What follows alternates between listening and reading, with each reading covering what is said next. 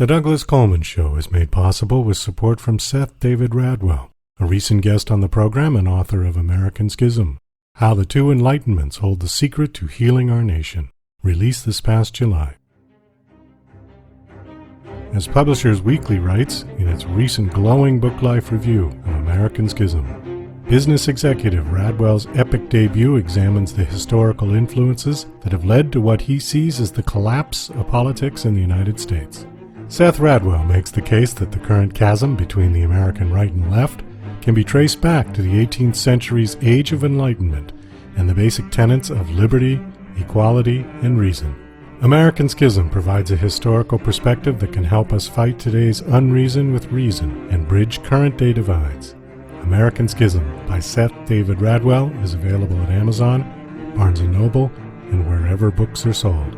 For more information, go to americanschismbook.com. It's time for the Douglas Coleman Show. Mr. Smooth and Savvy is joined by guests from all walks of life. From the entertainment industry to authors to political and social commentators, the famous and not so famous, the controversial and the light and fluffy. We have it all. Now, here's Douglas Coleman.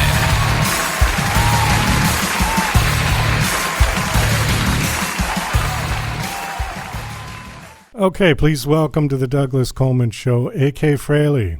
Hello, AK. How are you? I'm doing good. How are you doing? Doing fine, thank you. Thank you for coming on the show. I appreciate it. So, you are an author. You've got a book series out called OldEarth Encounter. And on your bio, it says you also have 8 children. Yes, I do. Wow. I like to keep busy. Yeah, it sounds like it. So how old are the children? Well, my oldest is turning 26 this March, and my youngest is 13. Oh, you've got a whole range. Yeah. Yes, I do. It keeps life so exciting and interesting. I keep getting renewed every time I learn something new from them all the time. Now, how many of them still live at home with you? Well, live at home is one of those terms that changes all the time. Older 2 boys. One lives inside the home. One has a little property on my property. So He still is at home, but he has his own little property. And then my daughter, my oldest daughter, she's in WashU in St. Louis at a lab. She works there. And then I have the next daughter's Air Force and nursing. So she's home sometimes, and then she's not home sometimes. And then the last 4 are all living at home. So it's kind of a revolving door sort of thing. It is. Yeah. It is. It's a way. I think this coming generation is more going to be probably more of a throwback to ages way back, because the world isn't. You can't just get a job and stay there and move there and have everything fall into a line. It isn't the way it seems to be working, especially with all the stuff that's been going on with COVID, and their classes are sometimes at college and sometimes they're at home. So everything has to be very flexible. It's kind of ironic because on the one hand, the world has gotten very complex to what it was maybe in the 1950s or 60s, where, like you said, somebody would get a job and stay there for 30 years. But on the other hand, you're right. People are staying at home more, just out of, if for nothing else, financial necessity, because it's really expensive to get out on your own and pay rent and or even trying to save to buy a house. I mean, if I were 20 years old now, I would have a real tough time to try to do that. Yeah. Yeah, no, it's not even within the realm of their possibilities. Even though one of them's in graduate school and the other's, my scientist daughter, she's going to do the PhD program, but that's not even in their mindset. Their mindset is it's just always the next step, without the planning of, I'm going to do this and then I'm going to do this and then I'll get married and then I'll have kids. No, that's just not the way they're able to think in this world today. So I think that's part of the reassessing of what is family and what is our role as me as a mother, because I'm a widow. And so I've been raising them mostly on my own. So it is a very different responsibility in terms of I'm mentor, but I don't have the answers because they can't follow a template that's, set in stone. They have to reinvent. They have to take what is and move forward from there. Well, I agree. I mean, it's certainly not as black and white. I can remember having this conversation with my grandmother, who was 16 when she got married to my grandfather, who was 18 at the time. And this was back in the 1920s. And I said, when you were growing up as a girl, what did you want to do with your life? Did you have aspirations? Did you have any dreams or goals? And she looked at me and she said, I wanted to find a good provider for my children. Mm-hmm. And that was it. Mm-hmm. The idea that she would go to work was completely a foreign idea in those days. Right. So she had her whole life planned at 16. She was going to find a good man, get married, and that was it. Have kids, raise the kids, and take care of him. And he would support her for the rest of her life. And he did. But I don't see that as a big reality for people these days. Well, and look at is she still alive today? No, she passed away back in 1990 something. Okay. Because, people have been living so much longer, and you can have several career choices. I was a teacher for a lot of years. I did volunteer work for the first part, and then I went on and I worked in public and private schools, and then now I homeschool. I've homeschooled all my kids. And so I've had several, and then with the writing became another career, kind of blending in with all of the other things that I've been doing. And I think they pull out of each other the best. Actually, my writing has helped me with raising kids because I've had some place else to put those energies. But at the same time, my kids are very good at writing, because we learn things together. So when we live to be 80 years old, my kids are going to be having kids or grandkids if they choose that path. It's not necessarily a set in stone again, what they're going to choose to do, or most likely they'll get married later in life. Is what I kind of perceive is happening in this generation. But it's all over the board. And so I try not to predict too much, or to lay the tiles down, exactly how I think people should do it. Well, I think just even on the issue of marriage, back in those days, marriage was expected. And these days, I don't think it is. I think it's optional. Yeah, I think there's a lot of fallout from that, and I've seen a lot of fallout from that. Just a sense of temporariness, of unmooredness, the not feeling like you belong anywhere, and the telling reality that children have grown up with in the sense of insecurity and not feeling moored, or I almost kind of equate it to the people who came over to this country from foreign lands and had to try to reinvent what does home look like, what does family look like. And I think we're kind of in that reinvention stage again, kind of trying to decide what am I capable of, what am I interested in, and what am I going to commit to? And then deciding whether that's something you're going to do long term, because like I said, we're living to be 80 some years old, and you may have 2 or 3 careers. You may have 3 or 4 careers in your lifetime. Well, that's very true. It's a good point. I don't think that there's anything wrong with having 3 generations living in the same household. It was always like that back in the day. And I think after World War II, the family started to disperse across the country more. And there was less and less of that. But, it would be interesting to see if we kind of circle back to that kind of living where grandma's in the house and mothers and the kids. And, it can be beneficial. For one thing, the families that I've seen that do have that never pay for childcare. Because you've always got grandma to leave the kids with while the parents go to work, right? So this, and I'm seeing that. I'm seeing that so much, even in the homeschooling families where the parents were the schoolers, and their kids are having kids, but in order to make it, both parents are having to work. So it's the grandparents who are taking care of the kids in many of the cases, at least part-time. Right. And in fact, I think that has helped build a sense of community, a sense of rootedness. And, frankly, that's the benefit of homeschooling. You have to work things out. You can't just run away. You have to deal with it. And when there are problems, you cannot just escape. You have to turn around and face them. And that is what the best of humanity does, is we face our problems and overcome them. Builds character, too. It really does. Yes, I agree with you completely. Let's shift gears here a little bit. Let's talk about your book series. Again, your book series is called OldEarth Encounter. You said that how many are in this series? How many books? There's 5. 5. Okay, so the 5th one is the one that has been released recently? I just finished that one at the end of the summer, early fall. I got that one published.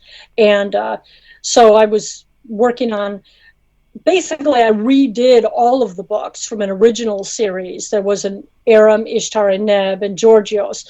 But in a part of my career, I decided to, after my husband had passed away, I went to graduate school and got a degree in creative writing for entertainment.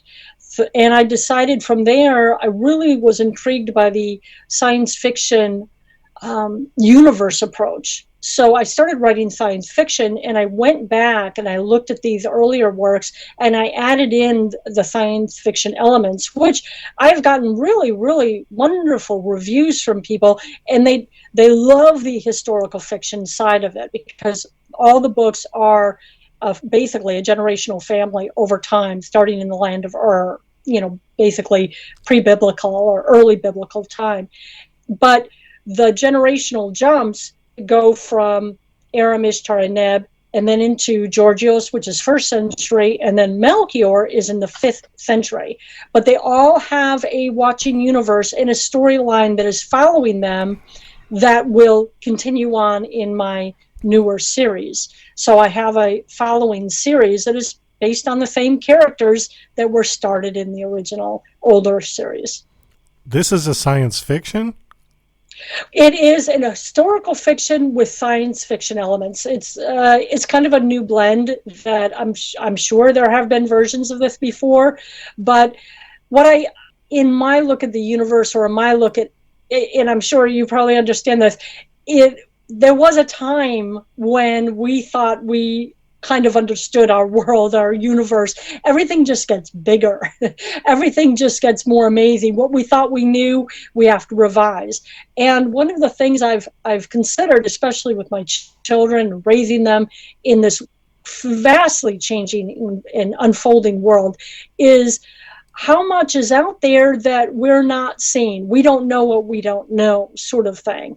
So I added in a watching world, a science fiction world that is watching, that hasn't changed humanity, at least in the old Earth theories. It does in the newer series, the two do actually meet.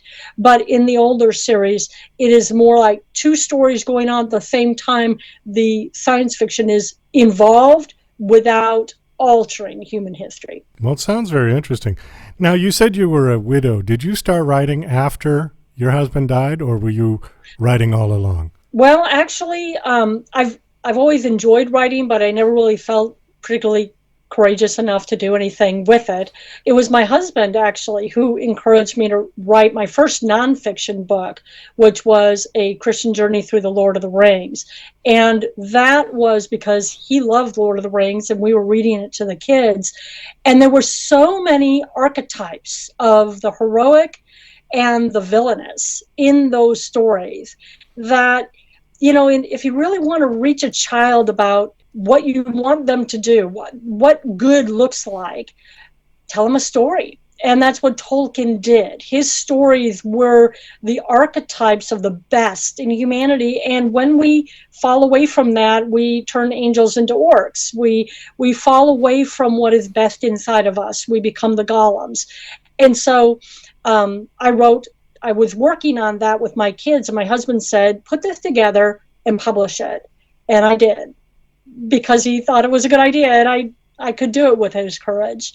And then I started working on some nonfiction, and I started that, but I didn't get very far before he passed away. But at least I kind of got my feet in the water, and I felt like I could do it. So how is the book series doing? In terms of sales, I can't say I'm doing great. I wish I always have higher aspirations. I think it's one of those things where people are reading. I have a blog, akfraley.com. I have a blog where I put out short stories. Some of them are science fiction stories from the books. Some of them are excerpts. And that has grown enormously. So I know people are reading my work and they're enjoying it, and I get very good reviews. I would love, that's part of the reason why I feel like, especially now with Amazon publishing so much, it's hard to compete. Well, it's very hard to compete. The market is very oversaturated, and yes, it's not just the book market, it's the film market, it's the music market, it's the podcast market. Yes. All of them, yes. Everybody is doing it because they can. And, right. It's great on one side, but on the other side, it's a double-edged sword. Right. You've got to compete against, 50 million other people now.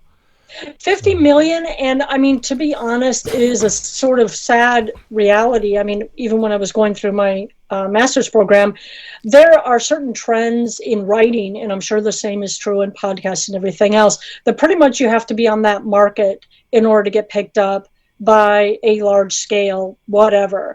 And if you're, unfortunately, as good as it is that anybody can get published, that is kind of the downside. Anybody can get published. And so there's an awful lot, and I can understand readers become very, very wary because of that. I've always said that too. I said the upside of the internet is that anybody can do it, and the downside is that anybody can do it. And it's true. It's exactly right. So, well, you keep pushing on, you keep promoting, you keep writing, I think is the number one thing. And you do it, and maybe something happens, maybe it doesn't. But at least if you don't do it, it won't happen. So that's always been my motto about it. Yeah, and I mean, I've seen some of your podcasts, and I was looking at what your interaction with people. And one of the things that I see, and this is part of the reason why I write, is that you're connecting to human beings. And what is our journey here for? But to connect with other human beings, to say, I'm here, I'm listening. And all my stories reflect something that I've heard and lived with other human beings. And I think that's really important, that people feel like they're not alone, that every hardship, and there are many hardship stories out there, that even a character, when you read it through a character and they overcome or they deal with it, some of the dark and tribulous things that we have to deal with as human beings, even our own betrayals within ourselves, that it's not necessarily the end. Somebody remembers what strawberries taste like in springtime. Somebody remembers what good and noble, courageous looks like. And that's what a good story does. It says, I remember what this looks like, and I believe in it still. Well, I think on that note, we're going to have to wind it down. My guest is AK Fraley, and your book series is called OldEarth Encounter. And you said the latest one is called what? OldEarth Melchior Encounter. Melchior? Yes. What is that? Melchior is from the original Three Wise Men, and he was named after one of them. And it becomes there's a cause and a relationship in the story about that. It's been a long time since I went to Sunday school, so that name did not ring a bell at all.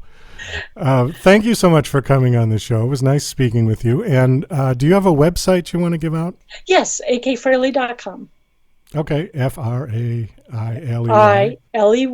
Right, akfraley.com. All right, super. Well, thank you again for coming on. Nice talking to you, and best of luck with your book series. I hope they do well. Thank you so much. You have a wonderful day. You're listening to Mr. Smooth and Savvy right here on the Douglas Coleman Show. We'll be right back after these commercial messages.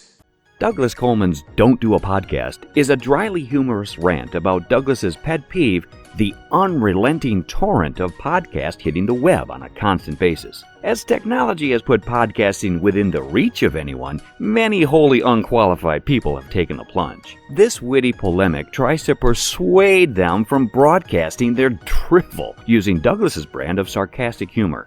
Now on Amazon, only 99 cents. DJC Music and DJC Productions are pleased to announce a brand new website. We have started a listing website for radio show hosts as well as potential show guests. This is a meeting site where hosts and guests can come together. Show hosts can list their show and types of guests they're interested in booking. Potential guests can list their talents, bio, accomplishments, or anything they feel makes them an interesting radio show guest. There are no recurrent payments, only a one-time $5 listing fee. Your listing will stay up until you decide to cancel. Previous guests of The Douglas Coleman Show are welcome to submit their guest listing free of charge. Go to radiohostsandguests.com. That's radiohostsandguests.com. Are you an independent musician? How would you like to have your songs played on hundreds of radio stations just like the one you're listening to right now? Join MusicSubmit.com and we'll promote your music to radio stations and blogs in your genre. It's free to set up your account, and we guarantee your music will be considered for airplay by radio stations worldwide. Why not sign up today? It's free. MusicSubmit.com. Radio promotion for indie musicians. Hey, this is Ray Powers. Don't touch anything. You've got it right where you need it. Tuned in to The Douglas Coleman Show. You heard me. Okay, please welcome to the Douglas Coleman Show, VK Tritschler. I'm going to go with that. Pretty close. Let's go with it. I'm going to get silly now because, it's always the way, though. When you have something that I just don't think I'm going to be able to pronounce properly, and I rehearse it and I say, okay, I got it now. And then when time to go, I fall on my face. That's how it is. So welcome back to the show. I looked it up. You were on, it was over a year ago already. It was January 2021. Really? Yeah. God, it doesn't feel that far. I don't know where time's going at the moment. It's just crazy. And actually, you were on before that because we pre-record. So, it could have been around Christmas or New Year or something. I don't have the exact date that it was recorded. I have the date that it was uploaded. Sure. Which was the 21st. So when you were here last time, you were promoting which book, Magic and Mischief? Look, I'll be honest. I'm a prolific writer, so it could have been one of many. Oh, okay. Because I've had 4 books out last year alone. So you crank them out. And yeah. All right. Okay, so anyways, the book we're going to be talking about today is Revenge Seekers. Is that correct? Yeah, Revenge Seeker. It's part of what we call the vital impetus theory. It's a universe-jumping adventure book is what I like to think of it as. Universe-jumping. Time travel? No, it's a multiverse scenario. So, she has the ability to move between universes, and it kind of gets her into a little bit of trouble on occasion, shall we say. Okay, you might have to elaborate on that. So moving universe from universe to universe. So in other words, she can move from planet Earth to someplace that we don't even know exists? Correct, yeah. Well, I love the idea of the multiverse theory and the concept that it's layered. So the idea that the reality that we see is just one of 1,000 versions of a reality. And I wanted to have a play on somebody that could actually move fluidly between those worlds. So it's a talent that she has, but obviously it comes with massive risks. She doesn't necessarily know what she's going into, and what lives there, exists there, what creatures or creations live in this new entity, this new world. So I wanted to have a play of her sort of understanding the concept of what it means to be able to jump universes, but also face the reality of what that looks like. So she meets some pretty interesting characters along the way. And I've connected it back into her childhood. So I've left Earth, or the planet as we know it, as sort of that home base. And as she was growing up, she had a very good friend called Pete, who she called him her imaginary friend because she could see him but nobody else could.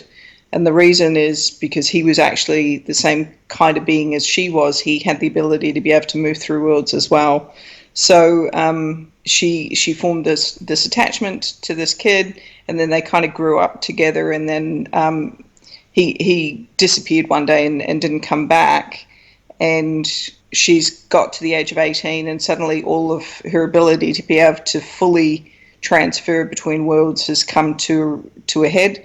And she started moving between these different universes and realizes that Pete's the same as she is, and also realizes that she is, by birthright, part of a royalty, if you will, of people who control these different universes. So the universes are tied into the different spheres of royalty, and Pete's on one side and she's on the other side. And so there's that real tug of war between wanting to be connected, wanting to have a home, and then that realization that home isn't what she thought it was anyway, and that kind of growth and development and moving into adulthood. What does that mean? What is it going to look like going forward? So this is the second book in the series. The first one was the Magic and Mischief anthology, where I really started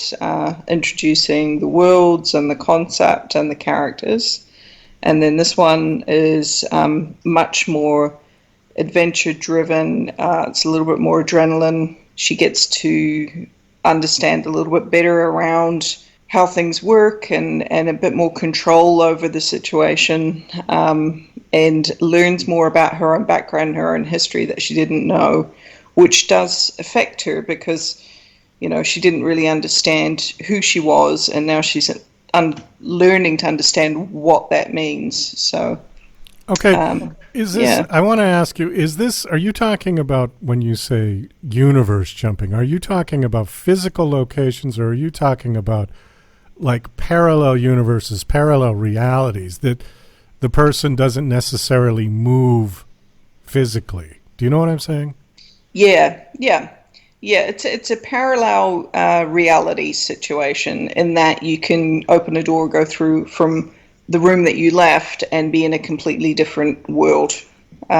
So yeah, I like the idea, like I said, with that overlapping concept of multiple universes available and the ability to be able to shift through them. I guess the best anthology that I use is that classic one of how they describe time jumping, in that you get layers of paper and place them together, and you get a pencil and you push it through. Same kind of concept. She has the ability to be able to push through the paper that other people can't. So I think it's interesting because you can create any kind of world. She can turn up anywhere. And so the imagination is just unlimitless in that regard. And you can have some really in-depth looks at, you know, what would happen if the world hadn't developed the way that we see it now. What would that look like? What would live there? You know, how would they interact? Yeah, so it's been, from a writing perspective, it's been a very releasing book, because it's been a very freeing book. I can create and write characters that in a normal trope I wouldn't be able to do.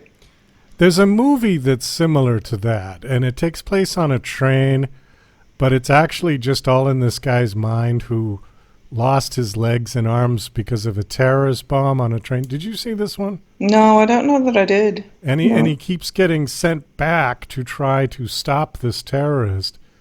And each time it's a deja vu or a repeat, but depending on his actions will eventually affect the outcome. Sure. And it sounds similar to what you're talking about, but obviously I can't remember the name, so we'll look it up. And it's okay. I always do that on my show too. I bring up a movie and say, "Did you ever see it?" And I'm just hoping that the guests saw it so they could fill in the parts that I can't remember. Yeah, I hear you. But yeah. Well, it was the same. I believe it was the same actor that was in Brokeback Mountain. Jake Gyllenhaal? Yes. Yes. Okay. Yeah. So we've got one piece of it. It was there you go. Jake was the star of this thing. And it was almost similar to a Twilight Zone episode. I think that's where they got the idea, where the guy, this was all in his brain and his body was being kept alive because he had lost, his limbs, and he was just hooked up to a whole bunch of wires. And all of this was going on in a scientific laboratory. Sure. Yeah, it was a very interesting movie.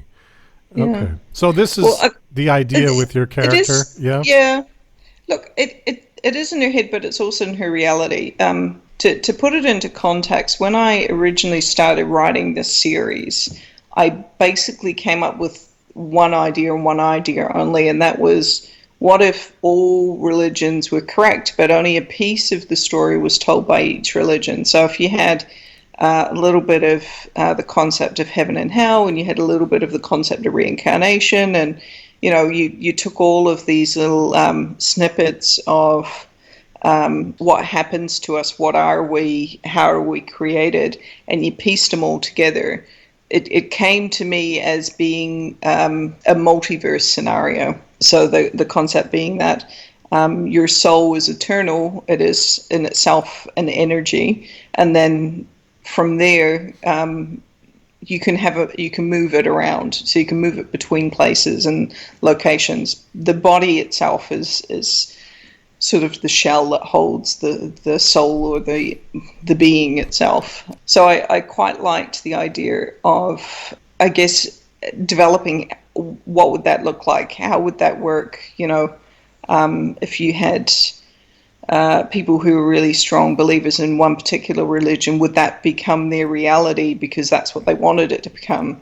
And that kind of I guess play on what happens when you die, what happens, where do you go, what does it mean to be human? Right. So yeah, it's been a really interesting concept for me to just play on things. And there's a lot of themes around exploring who you are and what it means to be you in the book, because I like to challenge that. I spent 3 years in Thailand teaching English years ago, back in 2007, 2008. And I got kind of interested in the Thai version of Buddhism that they have. And one of the things that I was told was that they believed, obviously, in reincarnation, but that depending on how good you were in this life, you would come back as, if you were really bad, you came back as a mosquito. But if you were really great, you came back as an elephant. And this is what they thought. And I thought, but that's interesting. There is definitely this idea that your energy moves once the body dies. But all religions cover that. But they cover it in different ways, right? Exactly, and that's the concept I really wanted to play on, is if you have a look at it from a religious viewpoint, they all have that same interlocking concept that the energy moves within, and that the energy in itself is in some way eternal. So I really liked the idea of this energy being able to move between places. So that's really what this is. It's a movement of being. It's a movement between spaces. I tell you, I would love to come back as a Thai elephant. They take such good care of them. They're sacred animals in Thailand, and they are just taken care of unbelievably. And yet they're in the elephant reserves. They're allowed to run wild and do what they do, but there's people taking care of them at the same time. Yeah. Making sure that they're well fed. I'd pick that option too. Yeah. Fabulous life. My producer just sent me a text message. The movie I was trying to think of is called Source Code. Oh, okay. 2011. Yep. All right. And I'll have to look it up. Yeah, and it does star Jake. There's another name I can't pronounce. I think it's Gyllenhaal. Gyllenhaal. Yeah. Yeah. Okay. Good movie. I remember watching it. I thought, oh, this is cool. And it's one of those movies you can kind of watch a couple of times. A soldier wakes up in someone else's body and discovers he's part of an experimental government program to find the bomber on a commuter train within 8 minutes. Cool. So Gotcha. that's the one. Okay. So your book, Revenge Seeker, is it out yet? Yes. Ooh, actually, no, not quite. 22nd it comes out. So a week and a half. You can get pre-orders in now for those that are interested in grabbing early. And obviously Magic and Mischief, which is the first book, is already out. So if you're wanting to read them in order, get Magic and Mischief first and then Revenge Seeker second. You can read Revenge Seeker on its own. It's a standalone book. You don't have to read the first one, but obviously the first one gives you a bit more of that lead up to and the background information around, where she's at. So, well, we do have to wind this down. Do you have a website you want to give out? I do. I'll get you to post it up, because spelling my name is as hard as pronouncing it. So it's www.vktritschler.com. And that's spelled Tritschler. That's it. Okay. Spelling I'm all right with. It's pronunciation that I get stumped. It's not an easy one. I didn't give you like a John Smith scenario, so. Well, thanks for coming on the show again. Always nice to talk to you, and best of luck with the new book. Awesome. Lovely talk.